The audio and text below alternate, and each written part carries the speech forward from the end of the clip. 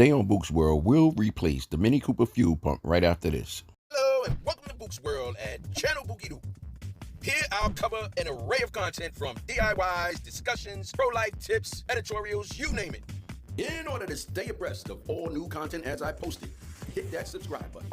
Then hit the little bell icon to get a notification as I post.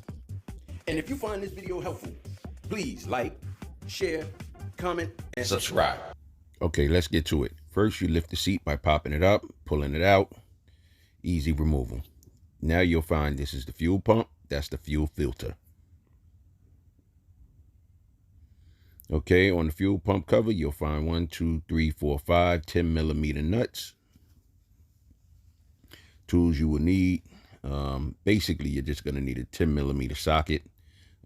If you want to use a drill, you can. The rest of the items I picked up at my local hardware store. I have a magnetic cup to put the screws in, the nuts in, a pair of gloves, a pair of longer gloves in case I have to dig down into the gas tank, a Sharpie, some tool picks, and a bag to put the old fuel pump in. I also keep the box to put the old fuel filter in. And let's not forget a towel or rags to soak up any spilled gas. Now let's unbox the new fuel pump. It's simple and plain, straightforward. It's a fuel pump with the assembly and a gasket. Now to remove the fuel pump cover lid, we need a 10 millimeter socket. We want to pull this carpet back. I found it easier just to fold it down underneath itself to get it out of the way. Here I'm actually folding the carpet so you can see how I got it out of the way. Next we're going to go to our pick, but I actually decided to use a screwdriver. The picks were not sturdy enough. So this is how I removed the cap to access the fuel pump. Now that you have access to the fuel pump, first thing is to remove the power clip. What you'll do is move the safety mechanism to the right toward the passenger side. Well, I guess whatever configuration your vehicle is, you want to slide it. Slide it to the side to release the locking mechanism and then pull up to remove the clip. Before proceeding, I usually make it my business to test the power clip just to ensure that I actually have power and make sure that it's not the fuel pump that's wrong. All right, and as you see, I have power.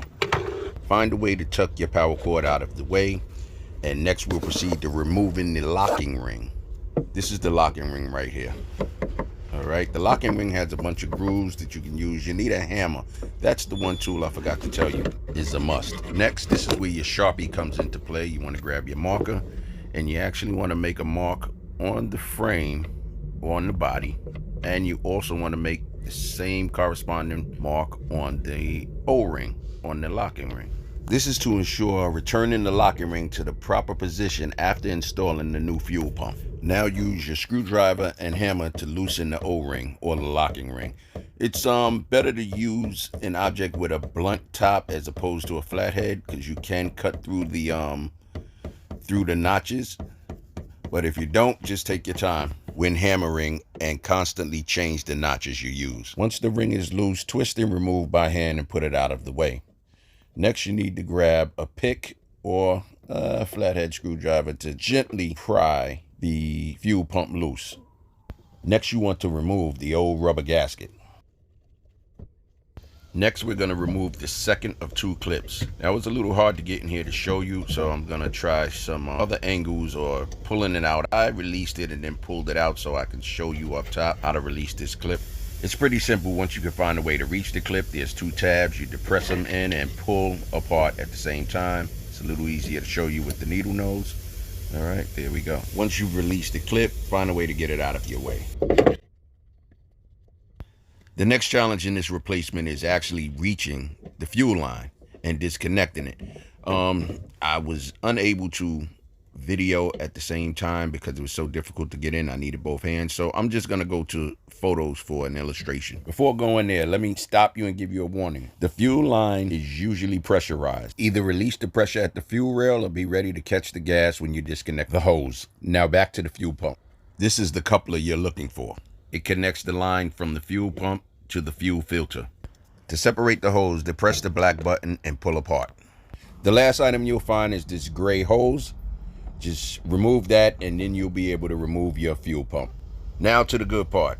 Insert your new fuel pump, reattach all hoses and clips in the reverse order as you took them apart. Install your new rubber gasket. Firmly secure your fuel pump by Following the guide notch, replace the locking ring, making sure that you tighten to your markings.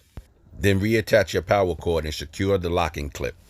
Before replacing your cover, give your engine a start to ensure proper installation. And there you have it. As always, I want to thank you for tuning in to Buke's World, and if this video has helped you in any way, please like, share, comment, and subscribe.